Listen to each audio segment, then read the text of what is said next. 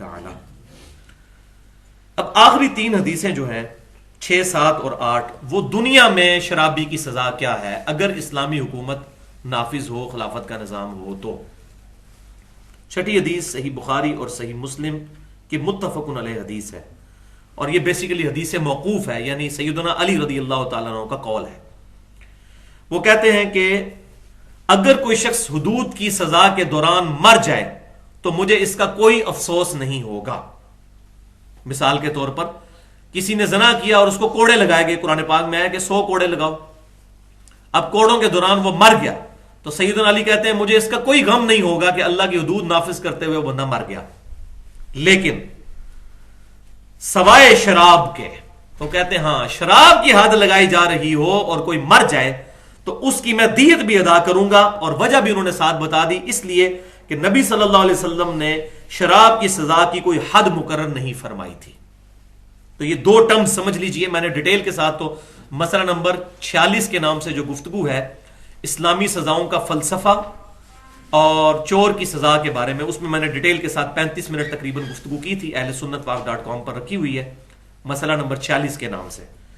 یہاں بھی دوبارہ سمجھ لیجئے کہ 2 ٹرمز ہیں شریعت کی. پہلی چیز ہے اس کو کہتے ہیں حد یا حدود، اس کی جمع، یعنی شریعت نے جو سزائیں مقرر فرما دی ہیں، جیسا کہ زانی کی جو سزا آ گئی سورہ نور کے اندر کہ جو زنا کرتا ہے 100 کوڑے لگاؤ، زنا کرنے والے مرد کو بھی اور زنا کرنے والی عورت کو بھی. تو یہ اللہ تعالیٰ نے حدود مقرر فرما دی. اسی طریقے سے سورہ نور میں ہی آگے چل کر آتا ہے کہ جو کوئی کسی مسلمان عورت پر، پاکیزہ عورت پر تہمت لگائے اور پھر وہ گواہ نہ پیش کر سکے، پھر اس کو جو ہے وہ 100 کوڑے لگائے جائیں کہ اس نے ایک پاک دامن عورت کے اوپر تہمت لگائی ہے زنا کی. تو یہ حد اللہ تعالیٰ نے بیان کر دی. اس کو کہتے ہیں حد یا حدود. چوری کی بھی حد آئی تھی اسی سورۃ المائدہ میں کہ چور کے ہاتھ کاٹے جائیں گے.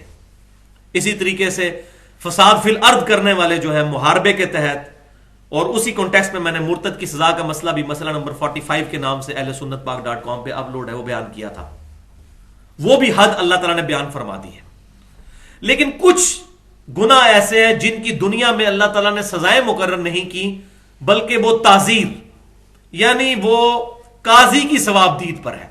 مثال کے طور پر کوئی لڑکا گلی محلے کے چوراہے پر کھڑا ہو کر لڑکیوں کو آوازیں کستا ہے یا تنگ کرتا ہے، تو اب اس کی قرآن و سنت میں تو کوئی سزا موجود نہیں ہے. تو اب یہ معاملہ جب عدالت میں پیش ہوگا تو پھر قاضی کی ثوابدید پر ہے کہ وہ اس کو کیا سزا دے. وہ یہ سزا بھی دے سکتا ہے کہ اس کو اسی محلے میں اس کا منہ کالا کر کے گدھے پر بٹھا کر اور گلے میں جوتیوں کا ہار پہنا کر 2 چکر لگوائے جائیں. یہ سزا ہو سکتی ہے. یا اس کو اسی چوراہے پر مرغا بنایا جائے اور انہی لڑکیوں کے ذریعے اس کے سر کے اوپر جوتے مروائے جائیں. یہ تعزیر ہوگی. تو تعزیر کی مختلف فارم ہو سکتی ہے. یا اس کو 5 کوڑے لگائے جائیں، وہ قاضی کی ثوابدید پر ہے، اس کو کہتے ہیں تعزیر. تو یہ حد اور تعزیر کا فرق سمجھ لیجیے. تو شراب کے بارے میں جو یہ سیدنا علی کا قول بخاری اور مسلم میں ہے کہ شراب کے جو سزا دی جا رہی ہو اس دوران اگر شرابی مر جائے تو اس کی میں دیت بھی ادا کروں گا. وہ قتل ہو گیا کیونکہ اس کو اس درجے کی سزا نہیں دینی چاہیے تھی، کیونکہ اللہ تعالیٰ نے اس کے لیے کوئی حد مقرر نہیں فرمائی. تعزیر ہے. اور وہ تعزیر کیا ہے؟ نبی صلی اللہ علیہ وسلم سے، صحابہ کرام سے ثابت ہے. اور وہ اگلی حدیث 7ویں حدیث صحیح مسلم کی کہ نبی صلی اللہ علیہ وسلم کے دور میں شرابی کو 40 جوتے اور چھڑیوں کے ساتھ مارا جاتا تھا. 40 جوتے مارے جاتے تھے. یہ سزا تھی. اور مختلف بخاری شریف میں اور الفاظ موجود ہیں، ٹہنیوں کے ساتھ مارا جاتا تھا. مختلف قسم کی جو ہے وہ سزائیں آئی ہیں. وہ تعزیر ہے، وہ کسی قسم کی بھی تعزیر ہو سکتی ہے. 8ویں حدیث اور آخری حدیث اس کانٹیکسٹ میں وہ ہے صحیح بخاری کی کہ نبی صلی اللہ علیہ وسلم کے مبارک دور میں اور سیدنا ابو بکر صدیق رضی اللہ تعالیٰ عنہ کے مبارک دور میں اور سیدنا عمر فاروق رضی اللہ تعالیٰ عنہ کے شروع کے خلافت کے دور کے اندر جو بندہ شراب پیتا تھا تو اس کو جوتیوں اور ٹہنیوں کے ساتھ اور لکڑیوں کے ساتھ مارا جاتا تھا. جس طرح اسکول میں بھی سزا دی جاتی ہے، استاد جو ہے وہ ڈنڈے مارتا ہے ہاتھوں کے اوپر. تو اس قسم کی تعزیر کے طور پر سزائیں دی جاتی تھی. پھر سیدنا عمر فاروق رضی اللہ تعالیٰ عنہ کا جب دور خلافت آیا تو کچھ عرصہ گزرنے کے بعد انہوں نے اس کے لیے سزا مقرر فرما دی 40 کوڑے، 80 کوڑے. سیدنا عمر نے 40 کوڑے مقرر فرمائے. اور پھر آگے صحیح بخاری میں ہی آگے الفاظ ہیں کہ جب لوگ پھر بھی شراب سے باز نہ آئے تو 80 کوڑوں کی سزا ان کے لیے مقرر کر دی. سیدنا عمر فاروق رضی اللہ تعالیٰ عنہ نے اپنے مبارک دور میں کتنے کوڑے؟ 80 کوڑے. اور وہ الفاظ ہیں کہ شراب سے لوگ باز نہیں آتے تھے. اب ہم کس زمانے میں بیٹھے ہوئے ہیں؟ یعنی کم از کم وہ صحابہ کا زمانہ تو تھا، صحابہ تابعین کا، جس میں یہ حرکتیں ہو رہی تھی.